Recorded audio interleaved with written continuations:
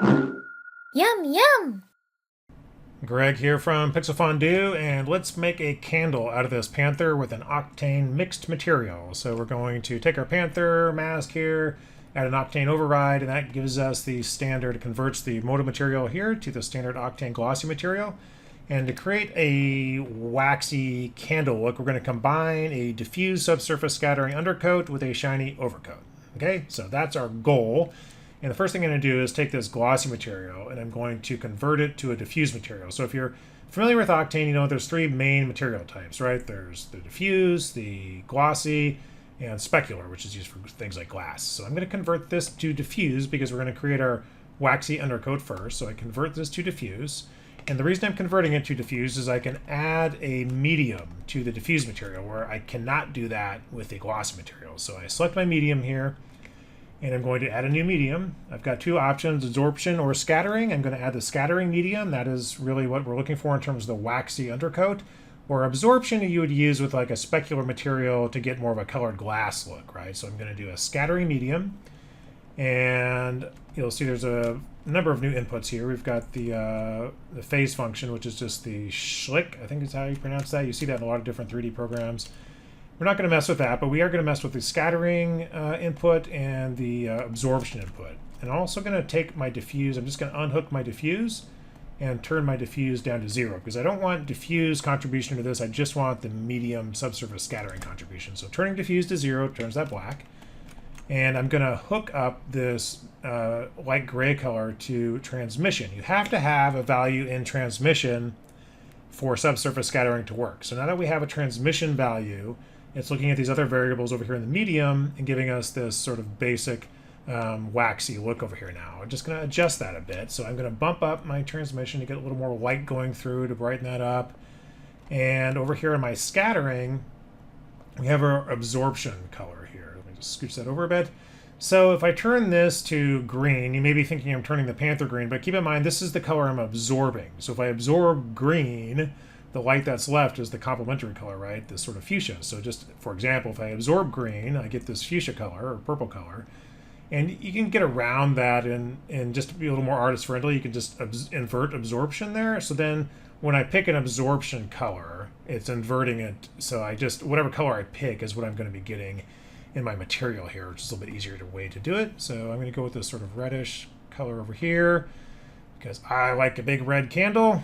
And so there's our absorption color going on. And let's look at our scattering now. So if I just bump up scattering, a little bit brighter color here, you know, more scattering is going on. Those rays are being diffused throughout the medium a little more. So we get this sort of more of a matte, thick look to it. Whereas if we go down with less scattering, we're only really seeing it in the ears and things like that. So we're sort of spreading it out a little bit, spreading out those rays and getting that basic looking base candle color there. I guess base sort of candle waxy look. Now we don't have the shiny overcoat, and that's where the mixed material is going to come in.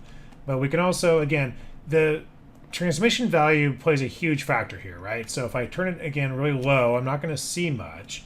So I need a lot of transmission to get those scattering rays bouncing around and back to the camera.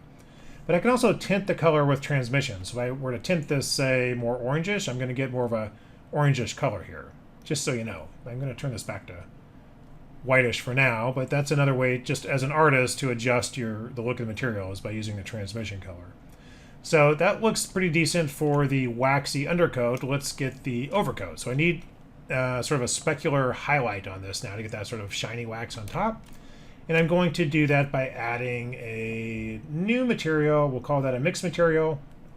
It's not hooked up right now. And we have a first material and second material slots in it, as well as a displacement slot and an amount mixer there. So we'll get to this all in a second. First thing I'm going to do is stick my candle wax into the first material and the output back into my override. And then if I look at the mix here, if I turn this, I think up to 1 is the first material. So first at 1, we're at 100% base wax. And if I turn it to 0, we're going to go, this is just going to give me the default material for right now, but that's going to be our second slot here. So for the second material, I'm going to add a glossy material. And I want my glossy material to be black. So I'm just adding these highlights on top of the red wax, right? So with the glossy material, you can increase the intensity of the highlights by upping the index of refraction. So let's turn this up to 2.8 or so. Get harsher, well, not harsher, but brighter highlights there, more reflectivity. And I'm gonna just reduce the roughness a bit more so they're a little bit sharper. And that's really about it. So what I want to do now is layer this on top of the wax material. So if I go 1, that's all wax. And if I go 0, that's all shiny. So I want to do mostly wax, but bring in a little bit of those highlights. So I'm going to try like maybe a 0.9 and let that resolve. And this is Octane running on dual 1080 Ti's. And let me tell you, it is just so fast. I'm just always kind of blown away by how fast Octane is. So, you know, that might be a little bit shiny. So we could do this a couple of ways. We can adjust our mix here. We can go a little bit more towards the wax like that. Or we can always go back here to our glossy material and, you know, knock this down a little bit in terms of the reflectivity, and knock down the IOR a little bit, or maybe just make it a little bit rougher, maybe 0.1, whoops, not 0, but 0.1 to spread out those highlights a bit. There's a couple ways you could do it, or a combination of the two, maybe 2.4. Just, you know, go until you're happy, but this is essentially what we're doing here is adding that shiny overcoat to the base red wax layer, and that's how you do it in Octane. You use a mixed material. You can also control this amount with a texture. So if I were to do something, you wouldn't do it in this case, but just so you can see it in action, let me highlight the amount here. So whatever I add will automatically be hooked up. New texture generator. Let's just say like checkers. Make it easy. And I'll just adjust the scale on this. This is just a planar map, so this guy is not UV mapped. It's a scan of a real object, so you can imagine there's no UV map there. So we're just using a linear projection and adjusting the scale on that to like maybe 20%. You can see that's how it does it. So it's mixing with the texture. So you can use textures to mix different materials, as well as just a sort of a blend amount. But it's mostly useful when you're just sort of layering them on top of each other like that. So there we go. Red wax panther. If we want more of a yellowish wax, we can go back in and adjust our absorption color. And since we're inverting it, we can just pick the sort of yellow that we want. And we can also tint that just a tad with our transmission. A little bit more intense yellow there, like so. Like that. And now we got a yellow candle. Maybe sort of a beeswaxy candle. You know, we can knock down our upper roughness a little bit. Spread out those highlights, but that's how it works. Oh, one other parameter I should talk about. Let me just turn my amount back to 1. So we're looking at pure subsurface now. And that's the density parameter. So if I just say turn my density 5, not very dense. The rays are really blowing around in there. We have this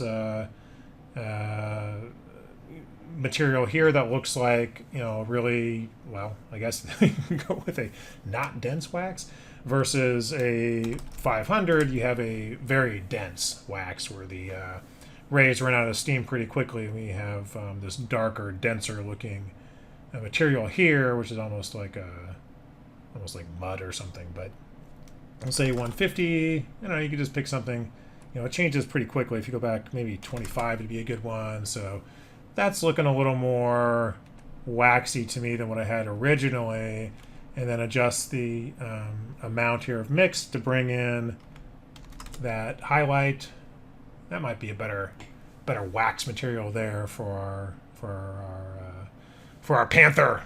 Maybe spin my HDR around a little bit. See what we got. Let's see what it looks like here. A little bit different lighting on it. And it resolves very quickly in Octane. And there you go. Just add a wick to that guy and you got yourself a panther candle. Yum, yum!